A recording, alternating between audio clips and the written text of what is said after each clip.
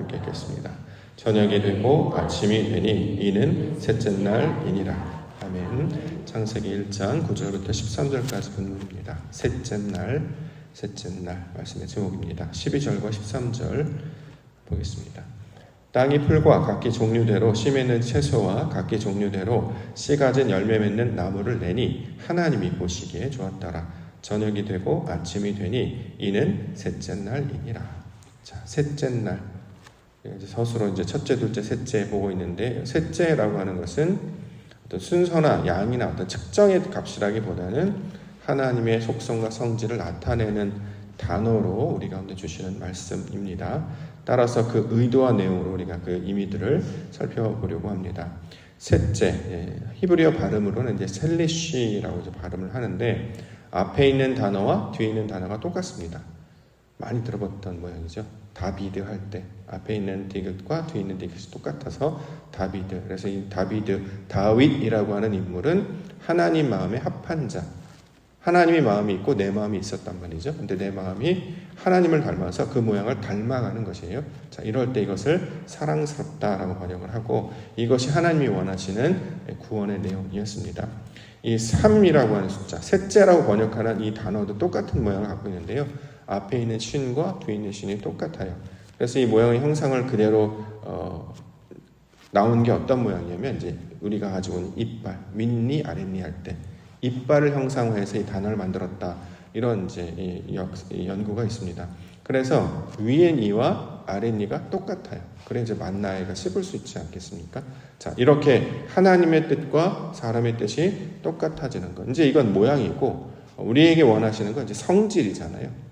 겉모양만 말하는 게 아니라 속사람이 변화되는 것이죠. 예를 들어서 하나님이 가지고 있는 성질은 뭐가 있겠습니까?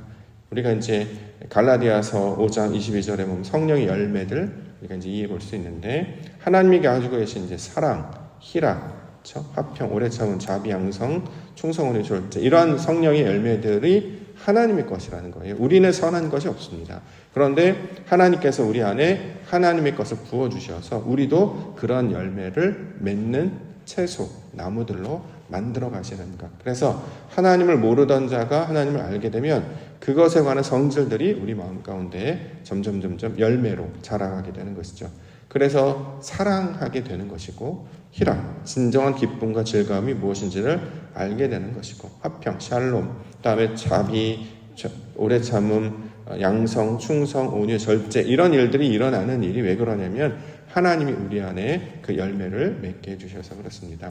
그래서 그 열매의 최종적인 그 하나로 모이는 그 최종 목적은 뭐냐면 아들이잖아요. 예수 그리스도라고 하는 하나님을 닮은 그 아들을 닮아가는 것이 하나님께서 우리 가운데 원하시는 열매죠. 그래서 고린도전서에서는 그를 향해서 첫 열매다.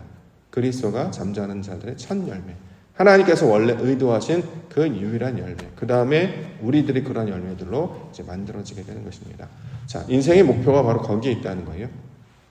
하나님의 것을 내 안에 품고 그 내 안에 품은 것을 열매로 맺어가는 것. 그럼 이것이 어떻게 되느냐? 씨를 가진 그 속성을 가지기 때문에 이것이 내 안에 뿌려지게 되면 옥토가 되는 거죠. 30배, 60배 아름다운 열매들로 자라가게 하시는 것이다. 이렇게 이야기합니다.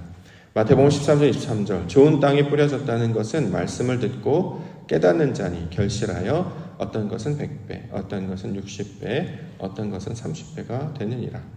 자, 좋은 땅에 뿌려지는 것, 이것은 말씀을 듣고 받는 것과 똑같은 것이고, 누가복음에서는 좋은 마음으로 말씀을 받는 것을 가리키는 말로 설명하고 있습니다. 그래서 순서적으로는 셋째 날로 우리가 1차적으로 그걸 이해를 합니다만, 그래서 뭘 하려고 하시는 것이었냐면 하나님의 뜻이 내 안에 이루어지게 하신다는 거예요. 이걸 3 또는 셋째라고 번역을 합니다. 그렇기 때문에 성경에서도 셋째를 주목합니다. 신기하게도 대표적인 게 아담의 아들, 가인이 있었고 아벨이 있었는데 그들을 아들이라고 말하지 않고 세 번째 아들이었던 셋을 아들이라고 부른다. 보니까 아버지의 형상을 닮은 것이다. 순서적으로도 똑같이 맞아지게 되는 것이죠. 우리가 그래서 3이라는 숫자가 그냥 나타나는 하나, 둘, 셋 이 정도가 아니라 하나님의 성질이 내 안에 그대로 이루어지는 모양을 다루고 있는 것입니다. 그래서 그것을 우리에게 하나님이 하신 일로 설명하고 있습니다. 이런 이제 전제들을 우리가 이제 이해를 하고 그 다음에 성경에 나타난 여러 가지 단어들이나 상황들을 보게 되면 바로 그를 향한 말씀이구나라는 이제 깨달아 쓰게 되는 거죠. 성경 공부를 시작하게 되면 이제 가장 먼저 듣는 단어 그 개념 중에 하나가 뭐냐면 구약의 모든 일은 하나, 예수 그리스도를 향하고 있다. 그래서 오실 예수님에 관한 이야기다. 이렇게 이제 규정을 해서 가르칩니다. 그렇게 배우기도 하죠. 신약은 이제 오신 예수님을 이제 우리가 배우는 것인데, 자, 성경의 모든 중심이 예수 그리스도를 향해 있다는 거예요. 그러면 창세기 1장 1절부터 말라기 이르기까지 모든 내용이 예수를 향한 말씀이어야 하잖아요. 그런데 읽어보면 다 자기네들 사는 이야기밖에 안 한단 말이죠. 미래로 그분이 오실 거야 라는 것은 선지서를 통해서 미가서 정도나 돼야 이제 그 뜻을 이해할 수 있지, 나머지는 다 사람 사는 이야기를 계속 반복적으로 설명하고 있습니다. 근데 그 이야기를 왜 하고 있느냐? 목적과 방향이 분명히 있다라는 거예요. 이 모든 것이 바로 그분을 향한 것이다. 그 안에 하나님의 의도가 담긴 것이고 녹아져 있는 것이다. 그래서 그 전제와 배역을 이해하고 인물과 사건과 내용을 바라볼 때 다른 길로 가지 않게 된다. 길을 잃지 아니하게 된다. 자, 이렇게 이야기하고 있습니다. 그래서 하나님 보시기에 정직하게 행하였더라. 그 대표적인 사람이 바로 다윗 왕이었는데, 정직이라고 하는 개념 자체가 원래 의도한 대로 만들어지는 것, 그러니까 계획대로 그대로 이루어지는 걸 정직의 개념으로 설명합니다. 우리는 거짓말을 하지 않고 착하게 바르게 해서 옳은 걸 한다라고 하는데, 정직은 결국 옳다라는 거잖아요. 무엇이 옳으냐면 하나님의 뜻대로 되는 것이 옳은 것이죠. 자, 이 전제들을 창세기 1장에서 이미 하나님이 하시는 일은 이런 것들이다라고 설명을 하고 이야기가 출발합니다. 그래야 그 다음에 나타나는 세계사나 역사나 모든 것이 다 그를 통해 이루어지는 것임을 보게 된다라는 것이죠. 태초에 하나님의 천지를 창조하시겠다라고 선포하신 그 다음부터 모든 내용은 똑같은 개념을 가지고 있죠. 첫째 날이라고 하는 개념도 하나가 되게 하시는 것이고, 둘째 날은 그 하나가 되게 하려고 하는 것인데, 이게 구체적으로 드러나야지 우리는 이제 알게 되는 것이고, 세 번째로 주신 것이 그래서 드러나게 하시는 저것이 나와 다른 것이 아니라 똑같은 것이다. 지금 그 이야기를 계속 반복적으로 하고 있는 것입니다. 이거를 오늘 본문에서는 이제 셋째 날이라는 개념으로 설명을 하고 있고, 본문 우리 12절에서는 땅이 풀과 각기 종류대로 씨 맺는 채소와 각기 종류대로 씨 갖는 열매 맺는 나무를 냈다. 요 모양으로 설명합니다. 여기서 말하는 이제 땅은 우리를 가리키는 말이었잖아요. 일반적으로는 이제 그냥 땅, 모든 육지를 가리키는 말이었고, 두 번째로는 이제 가나안 땅이었고, 근데 궁극적으로 세 번째 개념으로 우리가 그걸 받아들여야 된다라고 했는데, 세 번째 개념이 바로 우리가 그 땅이잖아요. 이 마음밭이 하나님이 원하시는 땅이라는 거예요. 근데 여기에 뭐가 일어나야 되냐? 땅이 그냥 땅이 되는 것이 아니라 씨 맺는 것들을 내는 것이다. 자, 열매 맺는 것들을 내는 나무가 되어야 된다. 자, 지금 그렇게 이야기한단 말이죠. 우리 안에 하나님께서 무언가를 부어주시면 그냥 있는 게 아니라 열매를 맺어서 재료들이 이제 생산하게 됩니다. 나무도 나오고 채소도 나오고, 채소는 먹을거리고 나무는 이제 예를 들어 건축을 하거나 쓸 때 이런 재료로 사용하는 것들인데, 왜 이런 것들이 내어지냐면 이 재료들을 통해서 성전을 만들기 때문입니다. 우리가 이제 성전이 되어가는 과정이죠. 그래서 우리가 말씀을 들을 때 아멘이 되게 중요하다라고 했던 말씀이 이유가 뭐냐면, 그래야 이게 재료가 되기 때문에, 아멘 하지 않으면 내 것이 안 됩니다. 그냥 흘러가는 헛된 것, 의미 없는 것이 되는데, 우리가 만약에 말씀을 듣거나 하나님의 예배 가운데 선포되는 말씀 가운데 마음이 감동되어서, 의지적으로도 하겠습니다만 마음이 감동되어서 아멘을 받게 되면 그게 이제 재료가 된다고 했어요. 이 재료들이 하나둘씩 모이게 되면 점점 하나님의 거하실 쳐서, 우리가 이제 어저께 말씀으로 보면 그 네모가 만들어지는 것입니다. 그래서 정육면체의 그 초서가 된다는 거죠. 우리가 바로 하나님이 거하실 초서로 만들어지는 이야기를 셋째 날로 설명하고 있습니다. 우리 교회 이름이 너무 아름답잖아요. 옥토라는, 좋은 땅이라는 것인데, 하나님께서 이곳을 좋은 땅 되게 하신단 말이죠. 어떻게 해야 좋은 땅이냐면, 말씀이 뿌려지고 은혜가 뿌려지고 하나님의 영이 임하는 것. 그랬을 때 30배, 6배, 60배, 100배 열매로 자라가게 됩니다. 그런데 우리가 바로 그 옥토라는 이름을 가지고 있어요. 우리 마음밭이 하나님의 것이 뿌려지고 심겨져서 열매 맺는 채소, 열매 맺는 나무로 자라가게 하심으로 하나님의 거룩한 성전 되게 하여 주시옵소서. 이렇게 소망하며 하나님 나라 백성으로 살아가는 우리 성도님들과 교회가 되기를 소망합니다. 자, 오늘 그래서 그 땅에 대해서 설명하는데 9절과 10절. 하나님이 이르시되 천하의 물이 한 곳으로 모이고 묻이 드러나라 하시니 그대로 되니라. 묻을 땅이라 부르시고 모인 물을 바다라 부르시니 하나님이 보시기에 좋았더라. 자, 물이 한 곳으로 모여서 이제 구분된다 이런 뜻도 되겠습니다만, 여기 이제 땅을 이야기하려고 이제 묻에 관한 이야기를 한단 말이죠. 우리가 묻은 보통 육지 개념으로 이해를 하지 않겠습니까? 그리고 좀 더 구체적으로 그 중에서 땅이라고 이야기를 한단 말이에요.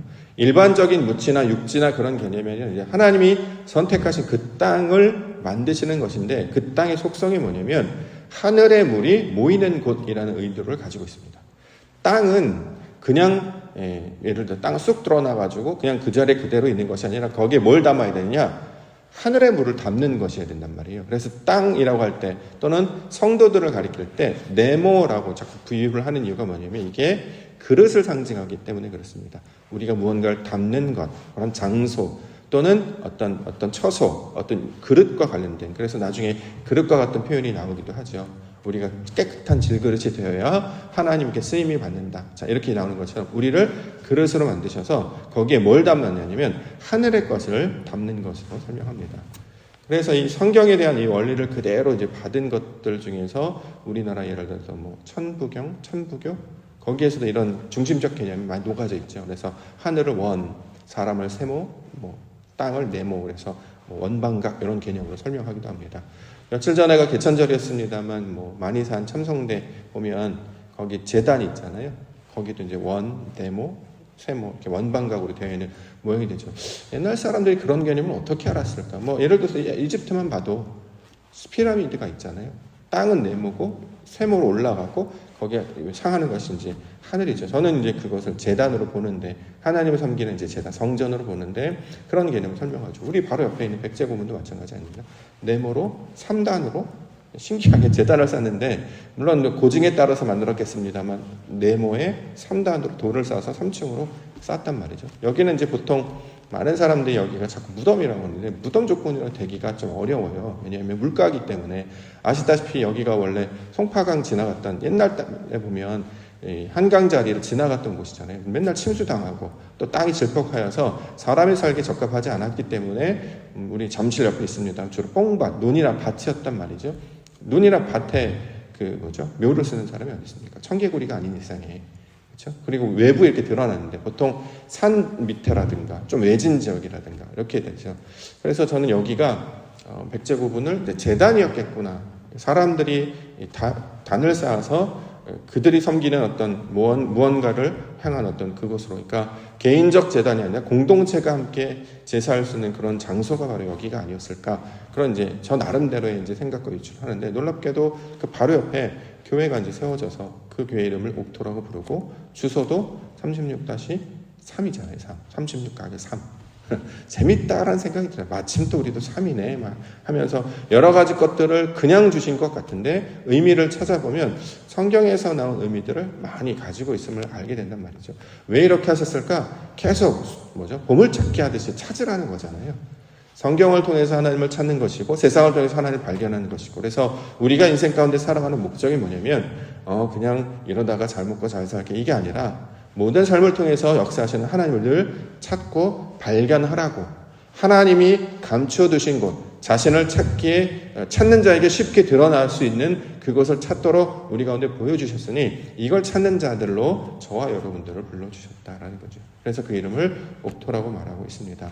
우리에게 그 놀라운 말씀의 역사가 나타나게 될 때에 하나님의 성질을 닮은 하나님의 거룩한 백성들이 될 줄 믿습니다. 그래서 놀랍게도 우리가 사랑의 존재가 된다는 것이고, 기쁨, 세상의 것들을 먹고 마시며 누리는 걸 기쁨이라고 생각했는데 그게 아니라 하나님이 주시는 걸 받을 때가 가장 큰 감동이잖아요. 그래서 우리가 생명이 태어난다거나 또는 어떤 결혼식을 한다거나 이걸 이제 성경에서는 가장 큰 기쁨의 어떤 도구로 우리 가운데 설명하는데, 그 경험을 해보신 분들은 진짜 세상 것과는 다르죠. 사람들이 만들어 놓은 것과 하늘에서 주는 것을 맛봤을 때 이게 다른 것처럼 하나님이 주시는 걸 맛보는 자들을 하나님의 그 아름다운 땅으로 이야기하고 있습니다. 그래서 하나님께서 이 땅 가운데 하늘의 것을 부어주셔서 열매를 맺게 하시고 그 열매가 된 것을 따서 먹어보면 답니다. 전 그것도 하나의 속성이라고 생각해요. 모든 건 다 황폐하고 다 뻣뻣하고 단데 그 껍질을 가서 딱 먹어보면 안에가 꿀보다 달아요. 너무 신기하다 이런 생각이 듭니다. 그게 다 하나님의 원리가 녹아져 있다라고 생각을 하는데, 자, 이처럼 하나님이 이 땅 가운데 당신의 것들을 부어주셔서 열매 맺는 것이 하나님의 의도와 목표라는 거예요. 그런데 여기서 말한 땅이 결국 우리를 말하고 있는 것이기 때문에 우리 안에 하나님의 것을 그렇죠? 부어주셔서 열매를 맺게 한단 말이죠. 그래서 막 태어난 아기들 이렇게 맛을 보시면 달아요. 뽀뽀하거나 냄새를 맡아보면 너무 달아요. 냄새도 달고 아이들 이렇게 그 짐승들도 달잖아. 꽃순내가 난다. 그 표현이 좀 낫다라고 생각해요. 하나님이 주신 것이기 때문에 가장 아름다운 향기가 난다라는 거죠. 이렇게 해서 거룩한 신부로 만들어가는 과정. 자, 이것을 셋째 날 하나님께서 씨 가진 채소, 씨 맺는 열매로 나무의 열매로 열매를 맺는 나무로 자라가게 하시는 것입니다. 그러므로 우리가 해야 되는 것은 뭐냐면 그 씨를 받아야 되는 거예요.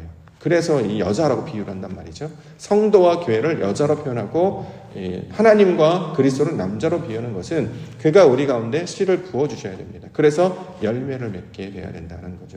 그래서 성경에 보면 슬기로운 처녀는 기름을 준비하여서 그 맞을 신랑을 예비하는 것처럼 우리도 하나님을 소망하며 그의 영광을 맞이하도록 가르쳐주고 있습니다. 세상의 것에 마음을 두면 모든 것이 무의미하고 헛되게 될 거예요. 그래서 나타나는 게 뭐냐? 헛되구나. 아무것도 아니네. 바람을 잡는 것과 똑같네. 예를 들어서 높은 산에 올라가서 뭐가 있는 줄 알았는데 아무것도 없잖아요. 그래서 올라갈 때야 기뻤습니다. 내몰 때는 탈합니다. 이런 것처럼 세상이 무언가를 잡으려고 할 때 막 열심히 해서 잡아가면 다들 끝나고 나서는 이렇게 현실적인 감각 때문에 절망이 찾아온다. 마치 연극이 끝나고 난 다음에 그 허탈함과 공허함이 몰려온다. 무엇이 이룬 줄 알았는데 아무것도 이룬 게 없어요. 그냥 걸어온 것뿐입니다. 그러므로 그런 세상의 것에 마음을 두지 아니하고 영원한 것, 하나님의 것에 마음을 두고 그것을 받을 것을 소망하고 있다는 거죠. 그래서 그런 마음을 가지고 계신 분들은 어떤 업적을 이루어도 거기에 크게 이렇게 막 너무 만족하고 그러지 않습니다. 왜냐하면 과정 중에 하나니까요. 그렇죠? 예를 들어서 어디가 어떤 실적을 거두거나 목표를 이뤘습니다. 그래서 다 이루어지는 그렇지 않아요. 그냥 걷는 과정 중에 하나일 뿐이에요. 그러니까 그 다음 단계, 그 다음 단계로 계속 나아가는데 왜 그 다음 단계, 그 다음 단계라고 하냐면 그 최종 목적이 이 땅이 아니기 때문에 그렇습니다. 하늘의 것을 추구하고 하나님의 영광을 추구하기 때문이다라는 거죠. 그렇기 때문에 사람들의 칭찬이나 명성에 마음을 두지 않고 하나님이 기뻐하시는 것이냐, 하나님께서 내게 원하시는 것이냐, 늘 이것을 찾고 살아가는 것이 우리 하나님이 부르신 성도들의 특징이 되고 있는 것입니다. 자, 이 은혜와 성질들을 온전히 받아 누리는 성도님들과 교회가 되기를 원합니다. 그래서 저는 그 이름을 너무 사랑합니다. 옥토. 이렇게 멋진 이름이 있을까? 교회들마다 또는 우리 자녀들마다 그 의미로 살아가라고 의미를 담아서 아주 예쁜 이름들을 지어 놓습니다. 왜냐하면 그런 존재가 되기를 바라는 마음이죠. 근데 우리 교회는 옥토라는 이름을 주셨는데 이것이 창세기로부터 나온 말씀이었고 그 의미가 좋은 땅 되게 하시는 말씀을 받아 지키어 30배, 60배, 100배. 그래서 하나님의 놀라운 성령의 열매를 내 안에 주렁주렁 열매내는. 그래서 하나님의 열매를 맺는 분들을 만나면 달아요. 만나면 시간이 너무 좋습니다. 행복하고 또 보고 싶고 다시 만나고 싶고 그런 일들이 일어난다라는 것이죠. 그 놀라운 은혜와 영광. 그래서 우리는 나중에 그 이제 향기를 바라는, 그래서 우리 나무에 많은 이들이 겉들이는 그런 존재로 만드시는 것처럼 저와 여러분들을 그 하나님 닮은 거룩한 백성으로 만들어 가실 줄 믿습니다. 이를 소망하시며 하나님의 거룩한 백성으로 살아가시며 이것을 간구하며 소망하는 하나님의 자녀들로 살아가시는 성도님들과 교회 되시기를 주님의 이름으로 간절히 축원합니다. 기도하겠습니다.